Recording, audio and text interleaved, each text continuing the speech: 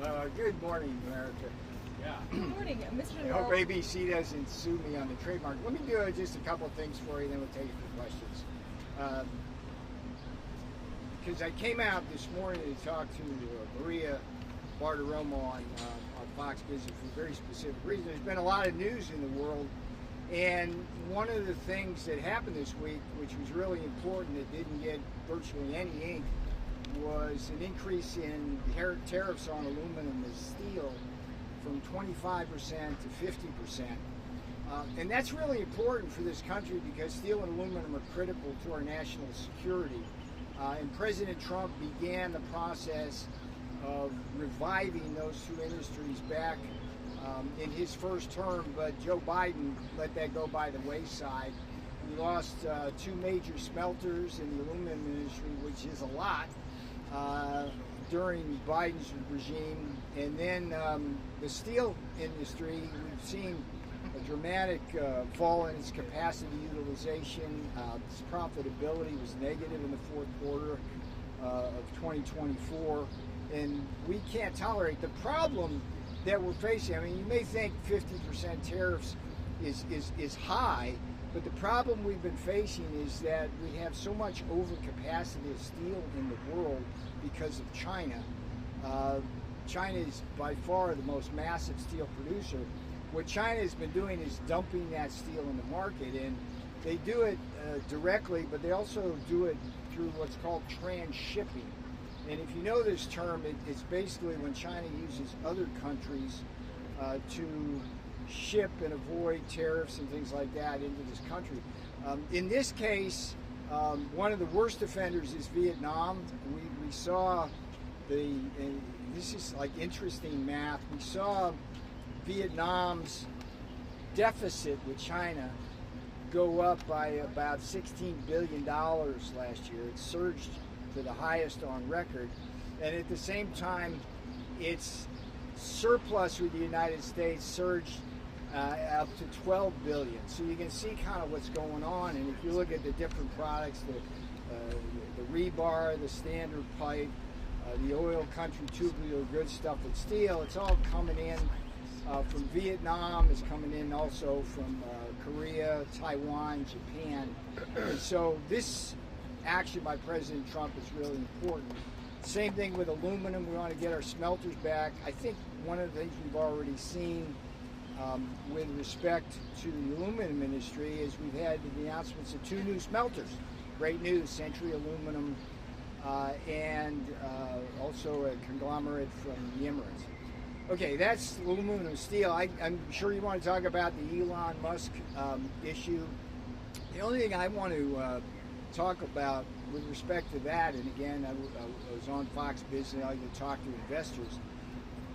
I did a piece for The Hill this last week, which goes over the following numbers. What you do is when you look at the big, beautiful tax bill and you evaluate the claim by the Congressional Budget Office that has been widely disseminated by the press that the bill will add to the debt in the order of magnitude of several $1 trillion over the next 10 years. It's just dead wrong for two reasons, one of which the CBO has already confessed to. First of all, the CBO assumes a growth rate of 1.7% for the GDP, which is absolutely anemic. When you simply increase that by a point, which is consistent where we think that forecast is going to be, it's a $2 trillion swing in the amount of revenues you raise, because when you grow faster, you generate more tax revenues. It's just simple math. And lest you think that we're speculating, we have history on our side, as we always do, because this is the second term. In the first term, the CBO did the same thing during the tax bill of 2017 when we got that tax bill passed. They underestimated growth by about a point and therefore underestimated how much money we would actually do. And it's a case of there they go again. So when you correct for that, you get halfway to the point where this $5 trillion swing happens. And then, which was really heartening to me, and I don't know if my piece in the Hill had anything to do with it, pointing out that when you count the tariff revenues, it's another $2 trillion. So it's a $5 trillion swing. So with respect to what Mr. Musk has been saying about the big, beautiful bill and overspending and things like that, I think that that dog won't hunt when you do the math properly. And that's all I want to say about that. So I'll take a few questions. Let's keep it. I'm here as an economist and an analyst, not I don't want to do it. This relates to, hang on. this Yes, does ma'am. relate to the economy, Yes, but ma'am. it is related to Yes, Elon ma'am. Musk as well. I'm curious what you make of Elon Musk's comments that Trump's tariffs will send the U.S. into a recession later this year. Well, look, Elon Musk does not like tariffs.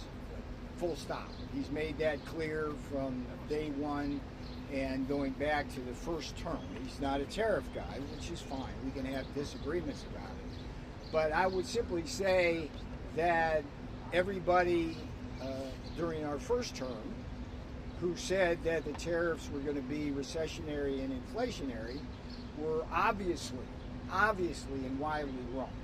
All we got was price stability and growth.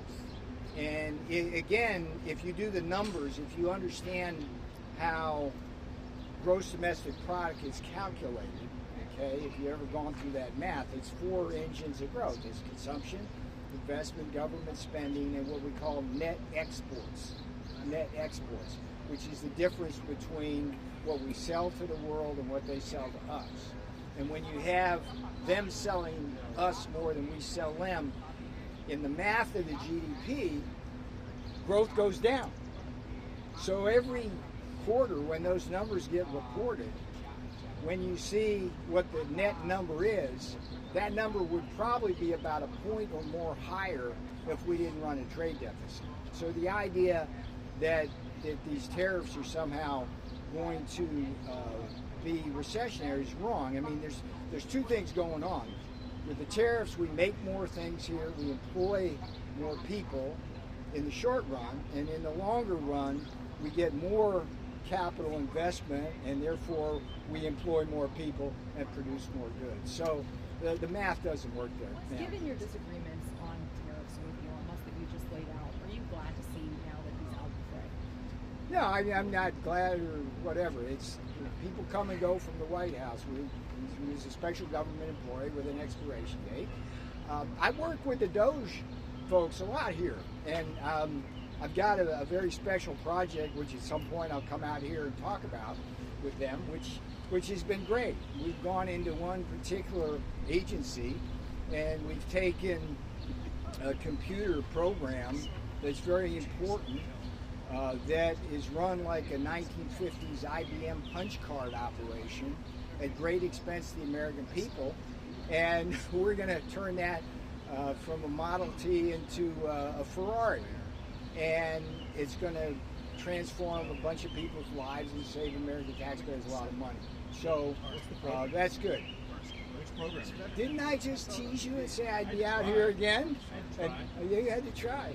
What's the timeline? Stay tuned. Okay, so do you have a question, ma'am?